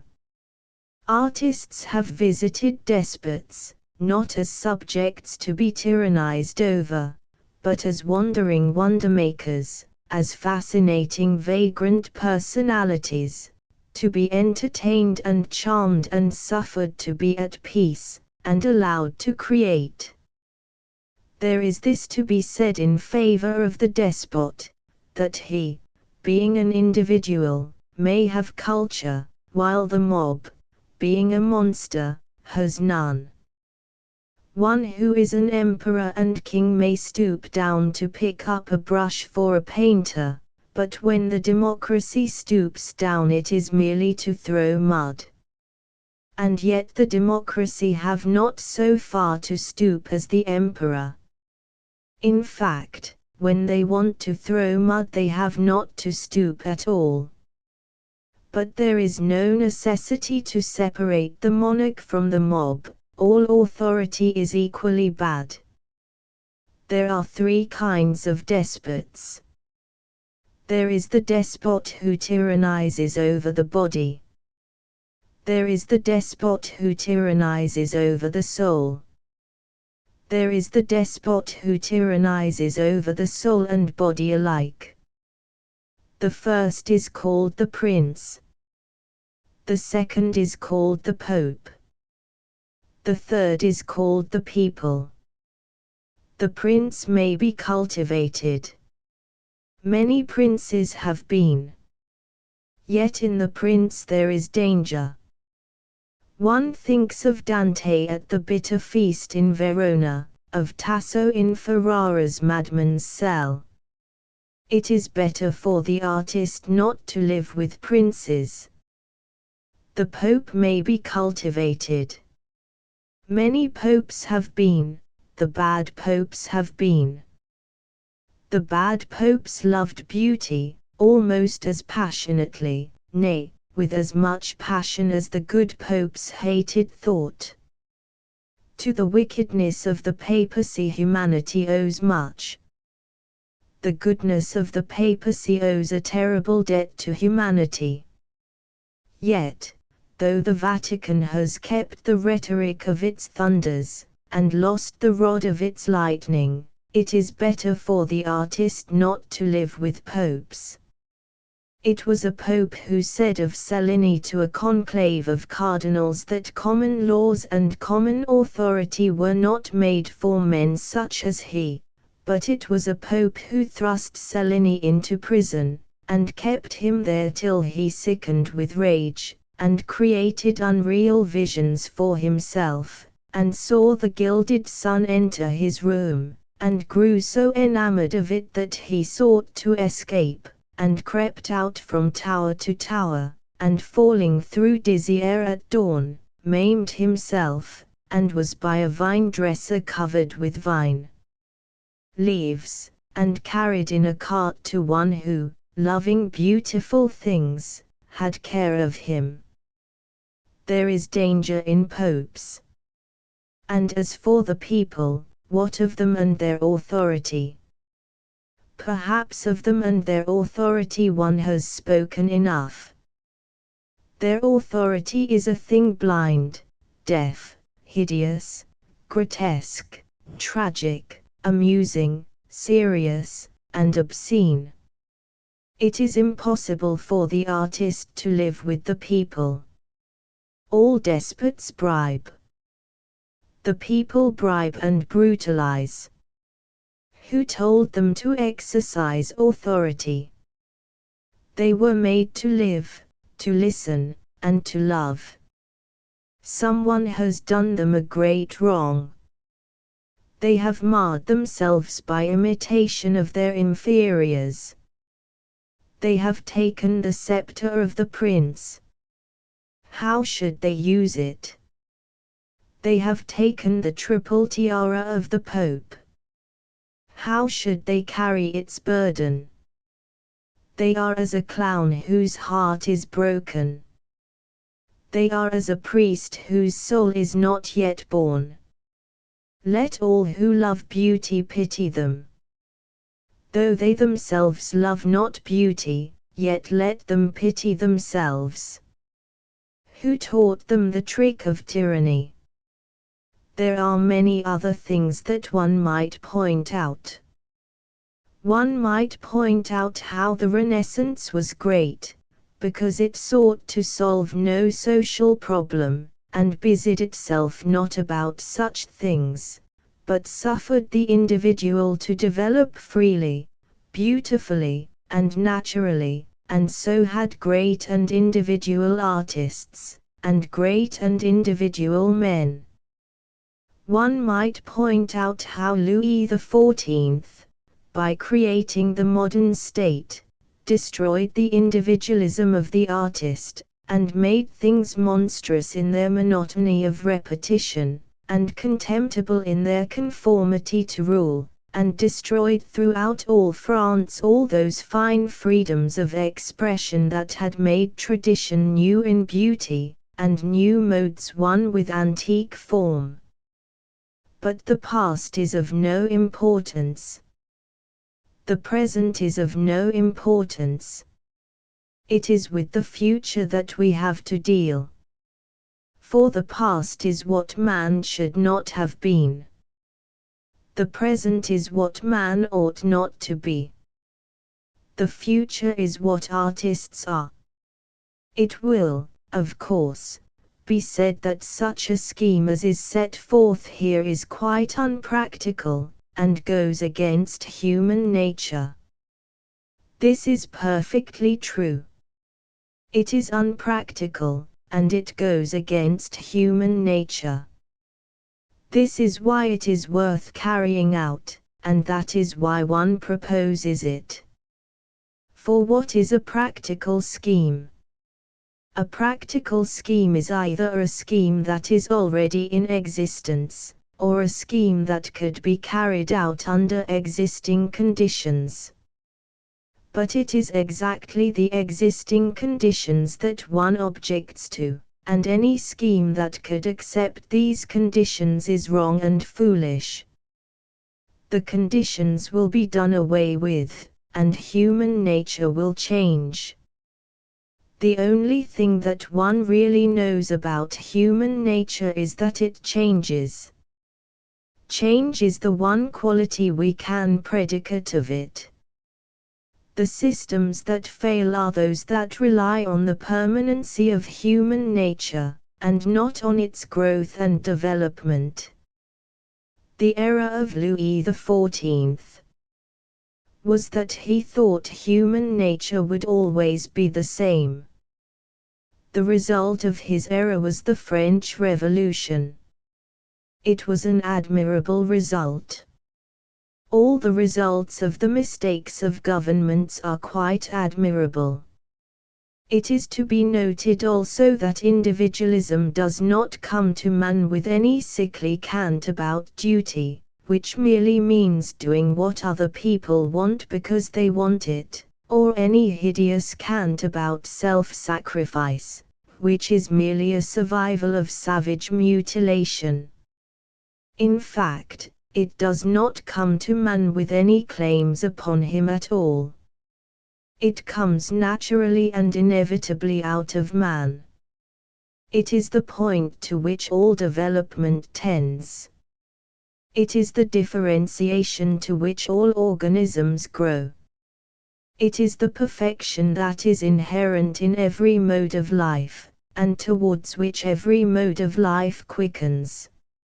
And so individualism exercises no compulsion over man. On the contrary, it says to man that he should suffer no compulsion to be exercised over him. It does not try to force people to be good. It knows that people are good when they are let alone. Man will develop individualism out of himself. Man is now so developing individualism. To ask whether individualism is practical is like asking whether evolution is practical. Evolution is the law of life, and there is no evolution except towards individualism.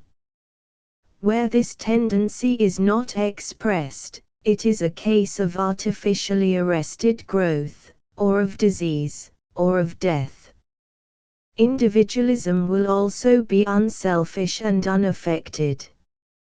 It has been pointed out that one of the results of the extraordinary tyranny of authority is that words are absolutely distorted from their proper and simple meaning, and are used to express the obverse of their right signification. What is true about art is true about life. A man is called affected, nowadays, if he dresses as he likes to dress. But in doing that he is acting in a perfectly natural manner. Affectation, in such matters, consists in dressing according to the views of one's neighbor, whose views, as they are the views of the majority, will probably be extremely stupid. Or a man is called selfish if he lives in the manner that seems to him most suitable for the full realization of his own personality, if, in fact, the primary aim of his life is self-development. But this is the way in which everyone should live. Selfishness is not living as one wishes to live, it is asking others to live as one wishes to live. And unselfishness is letting other people's lives alone, not interfering with them. Selfishness always aims at creating around it an absolute uniformity of type. Unselfishness recognizes infinite variety of type as a delightful thing, accepts it, acquiesces in it, enjoys it. It is not selfish to think for oneself. A man who does not think for himself does not think at all. It is grossly selfish to require of one's neighbor that he should think in the same way, and hold the same opinions. Why should he? If he can think, he will probably think differently. If he cannot think, it is monstrous to require thought of any kind from him. A red rose is not selfish because it wants to be a red rose. It would be horribly selfish if it wanted all the other flowers in the garden to be both red and roses. Under individualism, people will be quite natural and absolutely unselfish, and will know the meanings of the words, and realize them in their free, beautiful lives. Nor will men be egotistic as they are now. For the egotist is he who makes claims upon others, and the individualist will not desire to do that. It will not give him pleasure. When man has realized individualism, he will also realize sympathy and exercise it freely and spontaneously. Up to the present, man has hardly cultivated sympathy at all. He has merely sympathy with pain, and sympathy with pain is not the highest form of sympathy. All sympathy is fine, but sympathy with suffering is the least fine mode. It is tainted with egotism. It is apt to become morbid. There is in it a certain element of terror for our own safety. We become afraid that we ourselves might be as the leper or as the blind, and that no man would have care of us. It is curiously limiting, too. One should sympathize with the entirety of life, not with life's sores and maladies merely, but with life's joy and beauty and energy and health and freedom. The wider sympathy is, of course, the more difficult. It requires more unselfishness. Anybody can sympathize with the sufferings of a friend, but it requires a very fine nature. It requires, in fact, the nature of a true individualist, to sympathize with a friend's success. In the modern stress of competition and struggle for place, such sympathy is naturally rare, and is also very much stifled by the immoral ideal of uniformity of type and conformity to rule, which is so prevalent everywhere, and is perhaps most obnoxious in England. Sympathy with pain there will, of course, always be. It is one of the first instincts of man. The animals which are individual, the higher animals, that is to say, share it with us. But it must be remembered that while sympathy with joy intensifies the sum of joy in the world, sympathy with pain does not really diminish the amount of pain. It may make man better able to endure evil, but the evil remains. Sympathy with consumption does not cure consumption. That is what science does.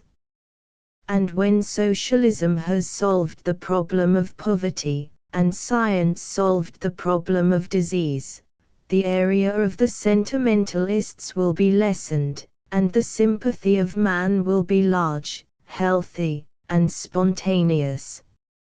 Man will have joy in the contemplation of the joyous life of others. For it is through joy that the individualism of the future will develop itself. Christ made no attempt to reconstruct society, and consequently the individualism that he preached to man could be realized only through pain or in solitude. The ideals that we owe to Christ are the ideals of the man who abandons society entirely, or of the man who resists society absolutely. But man is naturally social. Even the Thebaid became peopled at last.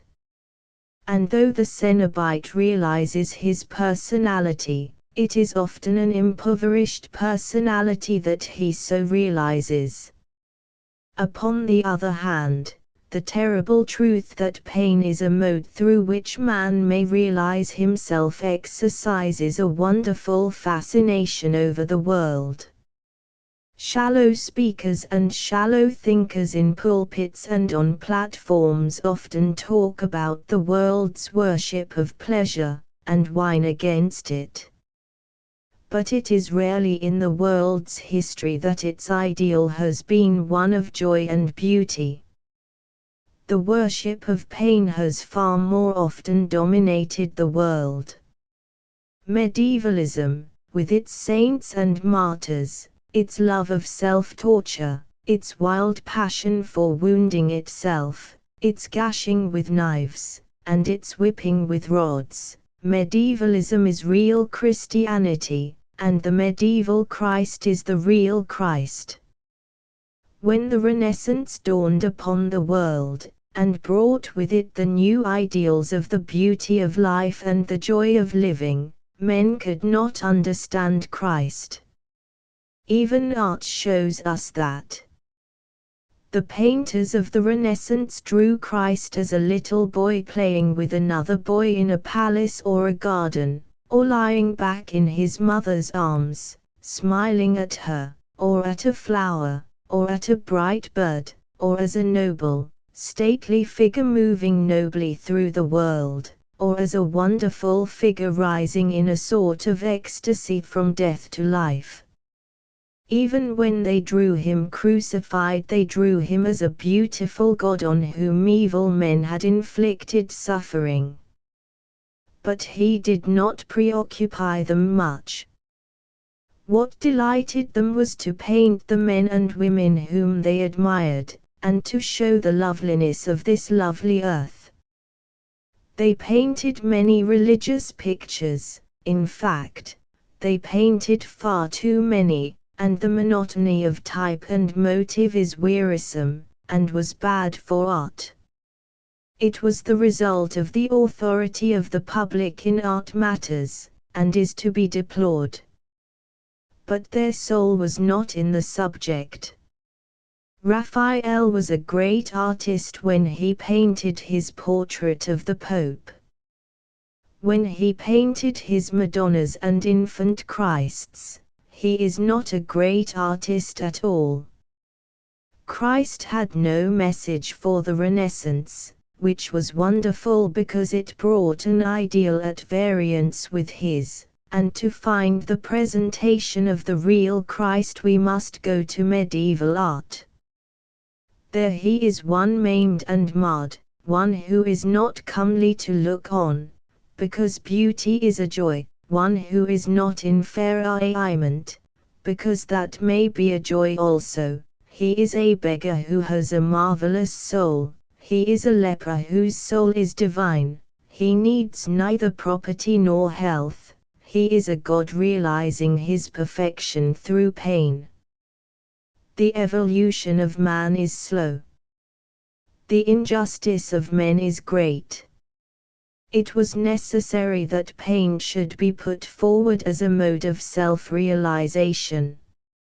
Even now, in some places in the world, the message of Christ is necessary. No one who lived in modern Russia could possibly realize his perfection except by pain. A few Russian artists have realized themselves in art, in a fiction that is medieval in character, because its dominant note is the realization of men through suffering. But for those who are not artists, and to whom there is no mode of life but the actual life of fact, pain is the only door to perfection.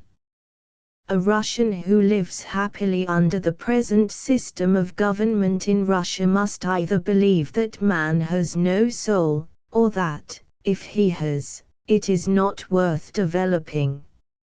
A nihilist who rejects all authority, because he knows authority to be evil, and welcomes all pain, because through that he realizes his personality, is a real Christian. To him the Christian ideal is a true thing. And yet, Christ did not revolt against authority.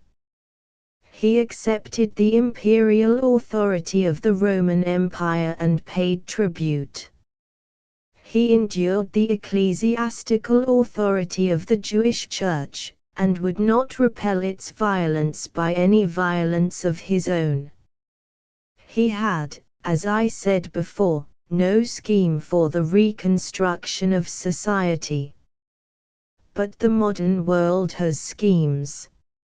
It proposes to do away with poverty and the suffering that it entails. It desires to get rid of pain, and the suffering that pain entails. It trusts to socialism and to science as its methods. What it aims at is an individualism expressing itself through joy. This individualism will be larger, fuller, lovelier than any individualism has ever been. Pain is not the ultimate mode of perfection. It is merely provisional and a protest. It has reference to wrong, unhealthy, unjust surroundings. When the wrong, and the disease, and the injustice are removed, it will have no further place. It will have done its work. It was a great work, but it is almost over. Its sphere lessens every day. Nor will man miss it.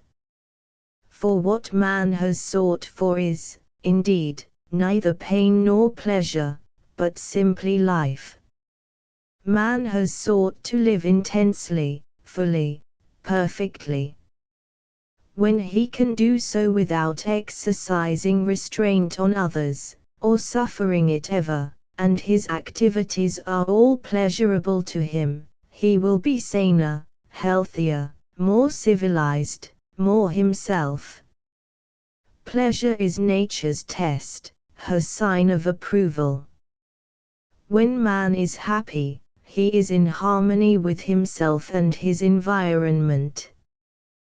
The new individualism, for whose service socialism, whether it wills it or not, is working, will be perfect harmony.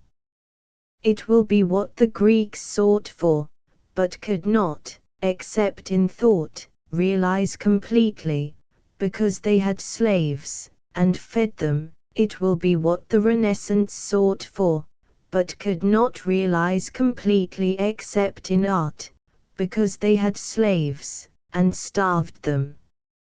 It will be complete, and through it each man will attain to his perfection. The new individualism is the new Hellenism.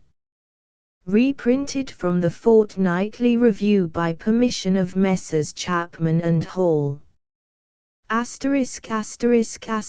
End of the Project Gutenberg ebook The Soul of Man Under Socialism ****** Updated editions will replace the previous one, the old editions will be renamed.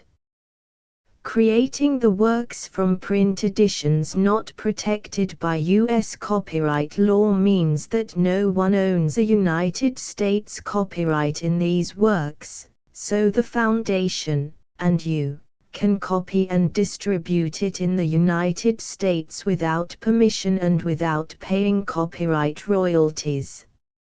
Special rules, set forth in the general terms of use part of this license, apply to copying and distributing Project Gutenberg trademark symbol electronic works to protect the Project Gutenberg trademark symbol concept and trademark. Project Gutenberg is a registered trademark, and may not be used if you charge for an ebook, except by following the terms of the trademark license, including paying royalties for use of the Project Gutenberg trademark. If you do not charge anything for copies of this ebook, complying with the trademark license is very easy. You may use this ebook for nearly any purpose such as creation of derivative works, reports, performances and research. Project Gutenberg ebooks may be modified and printed and given away. You may do practically anything in the United States with ebooks not protected by U.S. copyright law. Redistribution is subject to the trademark license, especially commercial redistribution. Start, Full license. The full Project Gutenberg license. Please read this before you distribute or use this work to protect the Project Gutenberg trademark symbol mission of promoting the free distribution of electronic works. By using or distributing this work, or any other work associated in any way with the phrase Project Gutenberg, you agree to comply with all the terms of the full Project Gutenberg trademark symbol license available with this file or online at www.gutenberg.org/license. Section 1. General Terms of Use and Redistributing Project Gutenberg Trademark Symbol Electronic Works 1.0. By reading or using any part of this Project Gutenberg trademark symbol electronic work, you indicate that you have read, understand, agree to and accept all the terms of this license and intellectual property, trademark/copyright, agreement. If you do not agree to abide by all the terms of this agreement, you must cease using and return or destroy all copies of Project Gutenberg trademark symbol electronic works in your possession. If you paid a fee for obtaining a copy of or access to a Project Gutenberg trademark symbol electronic work and you do not agree to be bound by the terms of this agreement, you may obtain a refund from the person or entity to whom you paid the fee as set forth in paragraph 1.e.8. 1.b. Project Gutenberg is a registered trademark. It may only be used on or associated in any way with an electronic work by people who agree to be bound by the terms of this agreement. There are a few things that you can do with most Project Gutenberg trademark symbol electronic works even without complying with the full terms of this agreement. See paragraph 1.c below. There are a lot of things you can do with Project Gutenberg trademark symbol electronic works if you follow the terms of this agreement and help preserve free future access to Project Gutenberg trademark symbol electronic works. See paragraph 1.e below. 1.c. The Project Gutenberg Literary Archive Foundation, the Foundation or PGLAF, owns a compilation copyright in the collection of Project Gutenberg trademark symbol electronic works. Nearly all the individual works in the collection are in the public domain in the United States. If an individual work is unprotected by copyright law in the United States and you are located in the United States, we do not claim a right to prevent you from copying, distributing, performing, displaying or creating derivative works based on the work as long as all references to Project Gutenberg are removed. Of course, we hope that you will support the Project Gutenberg trademark symbol mission of promoting free access to electronic works by freely sharing Project Gutenberg trademark symbol works in compliance with the terms of this agreement for keeping the Project Gutenberg trademark symbol name associated with the work. You can easily comply with the terms of this agreement by keeping this work in the same format with its attached full Project Gutenberg trademark symbol license when you share it without charge with others. 1.d. The copyright laws of the place where you are located also govern what you can do with this work. Copyright laws in most countries are in a constant state of change. If you are outside the United States, Check the laws of your country in addition to the terms of this agreement before downloading, copying, displaying, performing, distributing or creating derivative works based on this work or any other Project Gutenberg trademark symbol work.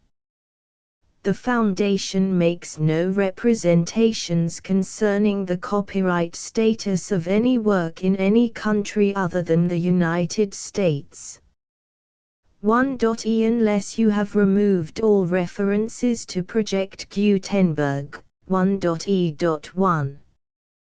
The following sentence, with active links to, or other immediate access to, the full Project Gutenberg trademark symbol license must appear prominently whenever any copy of a Project Gutenberg trademark symbol work, any work on which the phrase Project Gutenberg appears, or with which the phrase Project Gutenberg is associated, is accessed, displayed, performed, viewed, copied or distributed. This ebook is for the use of anyone anywhere in the United States and most other parts of the world at no cost and with almost no restrictions whatsoever. You may copy it, give it away or reuse it under the terms of the Project Gutenberg license included with this ebook or online at www.gutenberg.org.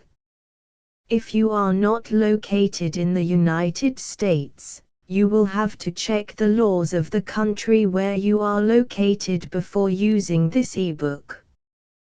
1.e.2.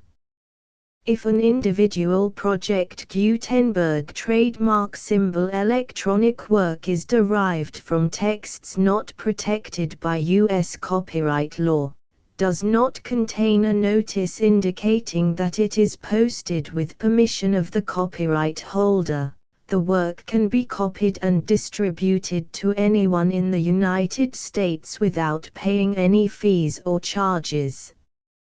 If you are redistributing or providing access to a work with the phrase Project Gutenberg associated with or appearing on the work, you must comply either with the requirements of paragraphs 1.e.1 through 1.e.7 or obtain permission for the use of the work and the Project Gutenberg trademark symbol trademark as set forth in paragraphs 1.e.8 or 1.e.9. 1.e.3.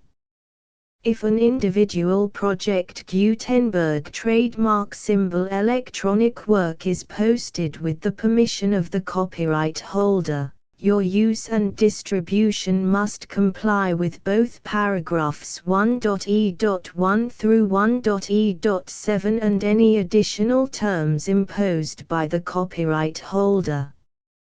Additional terms will be linked to the Project Gutenberg trademark symbol license for all works posted with the permission of the copyright holder found at the beginning of this work.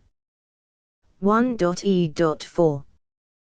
Do not unlink or detach or remove the full Project Gutenberg trademark symbol license terms from this work, or any files containing a part of this work or any other work associated with Project Gutenberg trademark symbol. 1.e.5.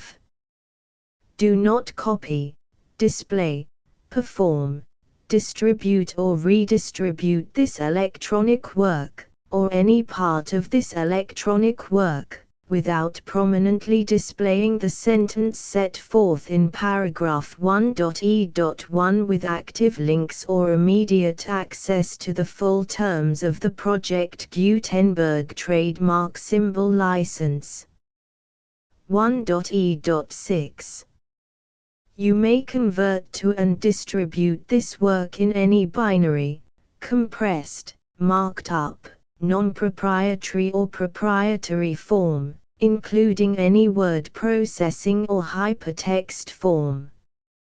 However, If you provide access to or distribute copies of a Project Gutenberg trademark symbol work in a format other than plain vanilla ASCII or other format used in the official version posted on the official Project Gutenberg trademark symbol website, www.gutenberg.org, you must, at no additional cost, fee or expense to the user, provide a copy, a means of exporting a copy, or a means of obtaining a copy upon request, of the work in its original plain vanilla ASCII or other form.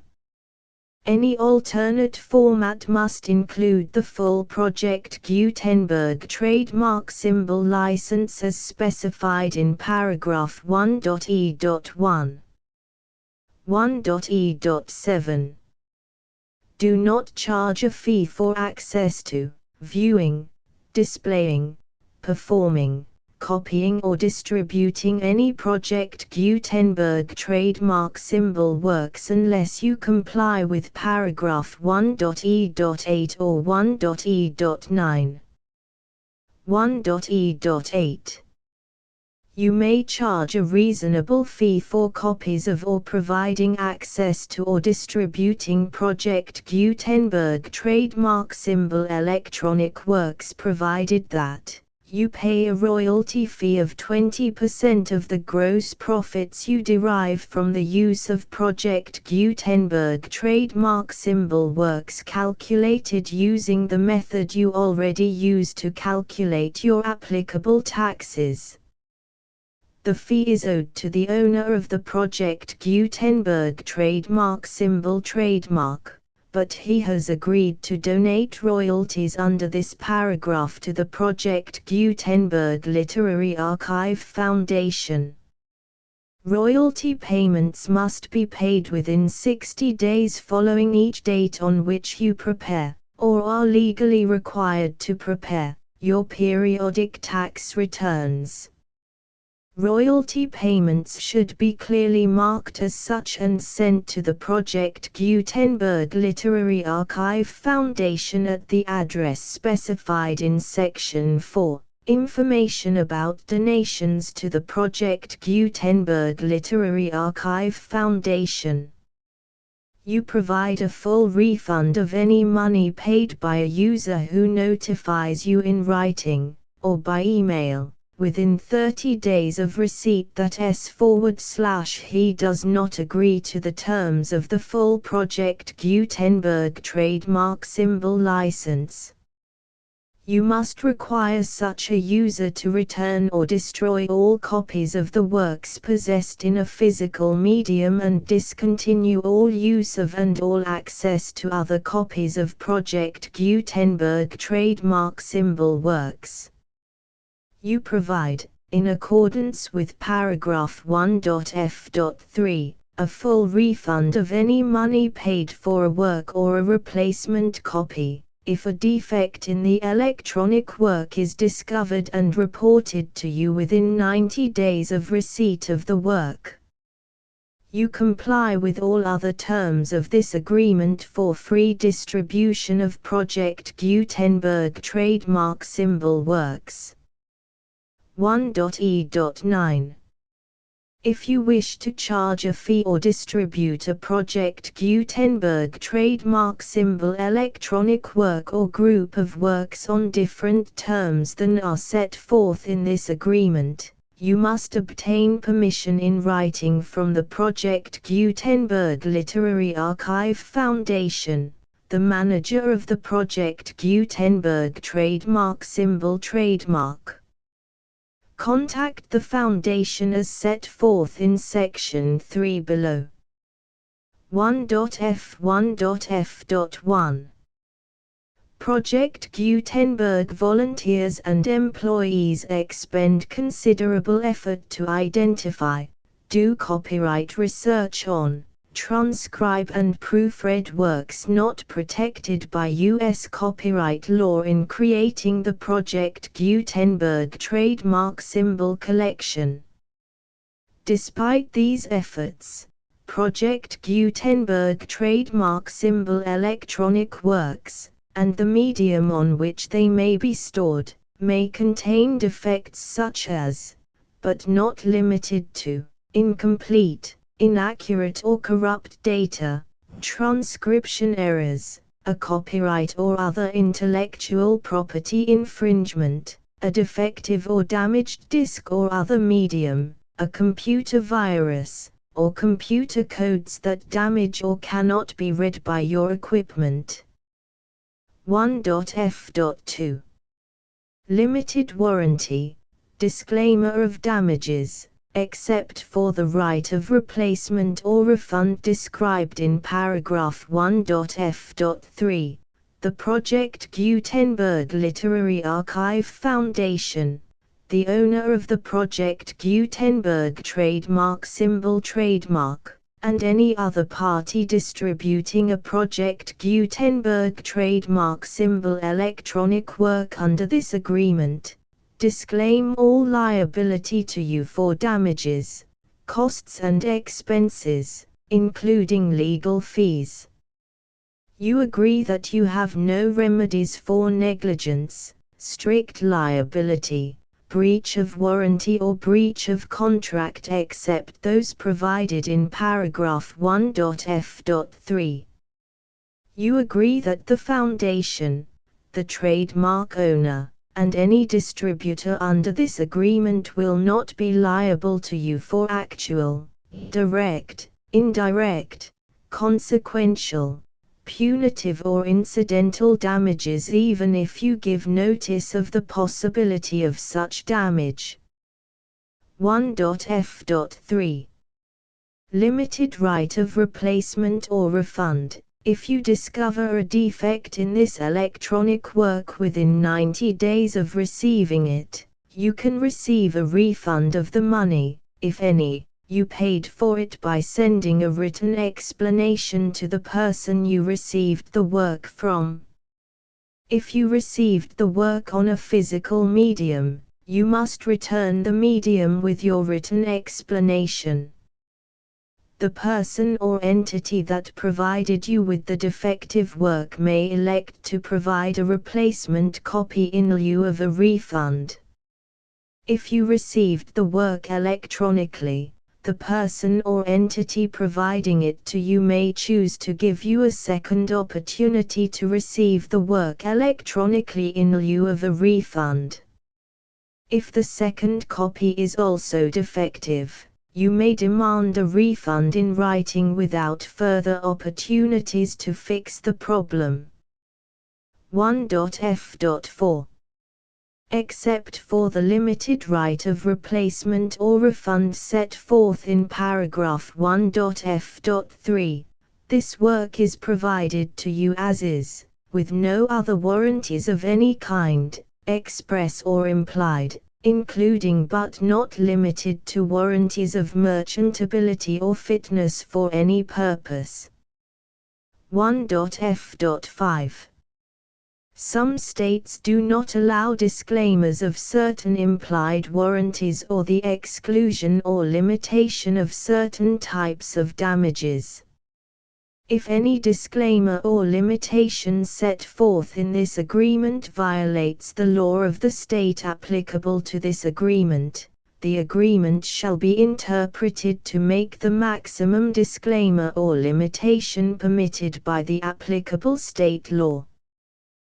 The invalidity or unenforceability of any provision of this agreement shall not void the remaining provisions. 1.f.6 Indemnity. You agree to indemnify and hold the Foundation, the trademark owner, any agent or employee of the Foundation, anyone providing copies of Project Gutenberg trademark symbol electronic works in accordance with this agreement, and any volunteers associated with the production, promotion and distribution of Project Gutenberg trademark symbol electronic works, harmless from all liability, costs and expenses, including legal fees, that arise directly or indirectly from any of the following which you do or cause to occur. A. Distribution of this or any Project Gutenberg trademark symbol work. B. Alteration, modification, or additions or deletions to any Project Gutenberg trademark symbol work, and C. Any defect you cause. Section 2. Information about the mission of Project Gutenberg trademark symbol. Project Gutenberg trademark symbol is synonymous with the free distribution of electronic works in formats readable by the widest variety of computers, including obsolete, old, middle-aged and new computers. It exists because of the efforts of hundreds of volunteers and donations from people in all walks of life. Volunteers and financial support to provide volunteers with the assistance they need are critical to reaching Project Gutenberg trademark symbol's goals and ensuring that the Project Gutenberg trademark symbol collection will remain freely available for generations to come. In 2001, the Project Gutenberg Literary Archive Foundation was created to provide a secure and permanent future for Project Gutenberg trademark symbol and future generations. To learn more about the Project Gutenberg Literary Archive Foundation and how your efforts and donations can help, see sections 3 and 4 and the Foundation information page at www.gutenberg.org. Section 3. Information about the Project Gutenberg Literary Archive Foundation. The Project Gutenberg Literary Archive Foundation is a non-profit 501(c)(3) educational corporation organized under the laws of the state of Mississippi and granted tax-exempt status by the Internal Revenue Service. The Foundation's IN or Federal Tax Identification Number is 64-6221541. Contributions to the Project Gutenberg Literary Archive Foundation are tax-deductible to the full extent permitted by U.S. federal laws and your state's laws. The Foundation's business office is located at 809 North 1500 West, Salt Lake City, UT 84116. 801-596-1887. Email contact links and up-to-date contact information can be found at the Foundation's website and official page at www.gutenberg.org/contact section 4. Information about donations to the Project Gutenberg Literary Archive Foundation. Project Gutenberg trademark symbol depends upon and cannot survive without widespread public support and donations to carry out its mission of increasing the number of public domain and licensed works that can be freely distributed in machine-readable form accessible by the widest array of equipment, including outdated equipment. Many small donations, $1 to $5,000, are particularly important to maintaining tax-exempt status with the IRS. The Foundation is committed to complying with the laws regulating charities and charitable donations in all 50 states of the United States. Compliance requirements are not uniform and it takes a considerable effort, much paperwork and many fees to meet and keep up with these requirements. We do not solicit donations in locations where we have not received written confirmation of compliance. To send donations or determine the status of compliance for any particular state, visit www.gutenberg.org/donate. While we cannot and do not solicit contributions from states where we have not met the solicitation requirements, we know of no prohibition against accepting unsolicited donations from donors in such states who approach us with offers to donate. International donations are gratefully accepted, but we cannot make any statements concerning tax treatment of donations received from outside the United States. U.S. laws alone swamp our small staff. Please check the Project Gutenberg web pages for current donation methods and addresses. Donations are accepted in a number of other ways, including checks, online payments and credit card donations.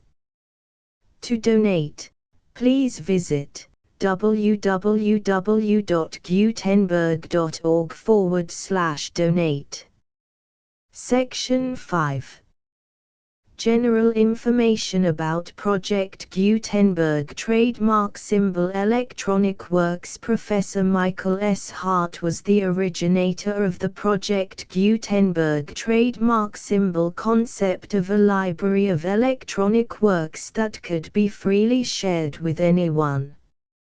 For 40 years, he produced and distributed Project Gutenberg trademark symbol ebooks with only a loose network of volunteer support.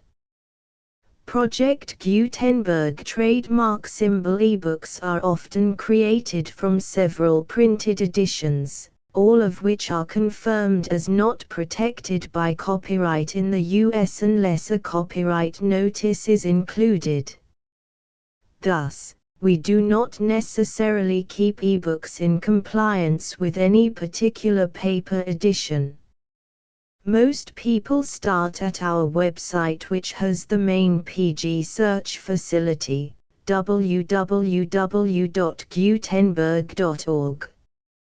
This website includes information about Project Gutenberg trademark symbol, including how to make donations to the Project Gutenberg Literary Archive Foundation, how to help produce our new ebooks, and how to subscribe to our email newsletter to hear about new ebooks.